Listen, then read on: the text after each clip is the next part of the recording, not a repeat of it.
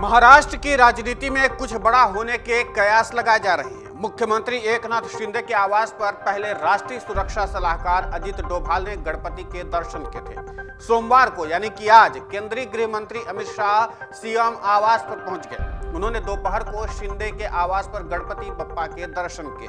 अभी शिवसेना और शिंदे के बीच पार्टी विवाद खत्म नहीं हुआ है और दशहरा रैली की जगह को लेकर के भी दोनों के बीच जमकर विवाद चल रहा है। इस बीच शिंदे सरकार ने पिछली महाविकास आघाड़ी सरकार का वो फैसला पलट दिया है जिसमें एमएलसी के लिए 12 नाम प्रस्तावित किए गए थे। शिंदे सरकार अब नए सिरे से उस सूची को राजभवन भेजेगी।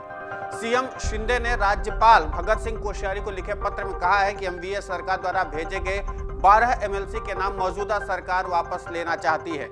राष्ट्रीय सुरक्षा सलाहकार अजित डोभाल भी गत हफ्ते मुंबई पहुंचे थे। उन्होंने पहले राज्यपाल भगत सिंह कोश्यारी से मुलाकात की, उसके बाद वे मुख्यमंत्री एकनाथ शिंदे के आवास पर सीधा पहुंच गए। इतना ही नहीं, बाद में डोभाल पूर्व सीएम और मौजूदा डिप्टी सीएम देवेंद्र फडणवीस के आवास पर भी पहुंचकर मुलाकात की थी।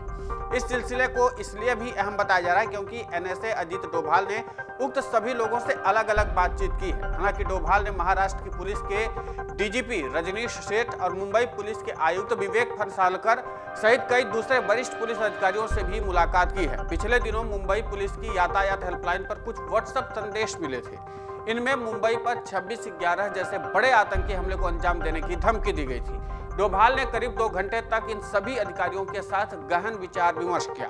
उन्होंने मुंबई पुलिस को सचेत करते हुए कहा, समुद्र पर नजर रखें, आतंकी समुद्र के रास्ते हथियार और ड्रग्स लाने का प्रयास कर रहे हैं। विभिन्न एजेंसियों के बीच समन्वय कर वहां पर गश्त बढ़ाई जाए। सूचना जुटाने के लिए लोकल इंटेलिजेंस को मशक्कत करनी होगी। शिवसेना से अलग होकर महाराष्ट्र में सरकार बनाने वाले एकनाथ शिंदे और उद्धव ठाकरे के बीच इस बात पर भी विवाद चल रहा है कि शिवसेना किसकी है। यह मामला सुप्रीम कोर्ट भी पहुंचा हुआ है।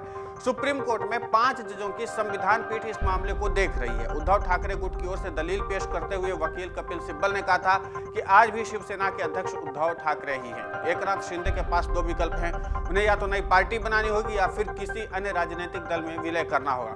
शिवसेना का चुनाव चिन्ह धनुष और बाण किसका होगा, इस मामले में 29 अगस्त को सुप्रीम कोर्ट में अहम सुनवाई होनी थी, लेकिन किसी कारणवश वो टल गई थी। उद्धव ठाकरे और एकनाथ शिंदे दोनों की ही याचिकाएं अभी लंबित हैं। राजनीतिक जानकार शाह और डोभाल की इस यात्रा को सुरक्षा कारणों से अलग एक दूसरे एंगल से भी देख रहे हैं। भाजपा का प्रयास है कि शिंदे गुट को शिवसेना मिल जाए। इसके जरिए उद्धव ठाकरे गुट को बड़ा राजनीतिक नुकसान पहुंचाया जा सकता है। केंद्रीय गृह मंत्री अमित शाह सोमवार 5 सितंबर को एकनाथ शिंदे के आवास पर जो मुलाकात किए, इससे पहले उन्होंने लाल बाग के राजा के दर्शन भी किए थे। उसके बाद वे बांद्रा पश्चिम में प्रभा देवी में सार्वजनिक गणेश उत्सव पंडाल द्वारा स्थापित गणेश दर्शन पूजा कार्यक्रम में भी शामिल हुए। तीसरे कार्यक्रम के तहत गृह मंत्री ने दोपहर को सीएम आवास पर गणेश के दर्शन भी किए। इसके अलावा एएम नाइक स्कूल का उद्घाटन भी गृह मंत्री के कार्यक्रमों में शामिल रहा।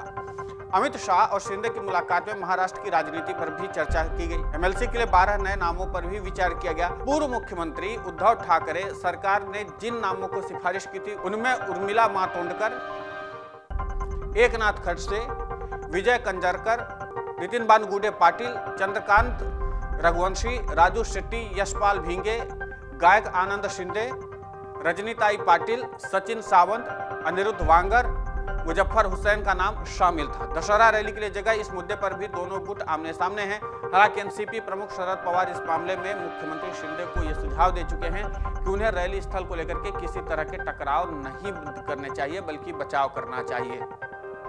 कुल मिलाकर के यह है कि जिस तरीके से अजित डोभाल और अमित शाह का दौरा है, तो ये चीज समझ लीजिए कि ये रणनीतिक तौर पर काफी अहम दौरा माना जा रहा है। देखना दिलचस्प होगा कि इस दौरे का नतीजा कब तक दिखता है, लेकिन दिखेगा जरूर। डाउनलोड करें अमर उजाला ऐप और पाएं खबरें लगातार।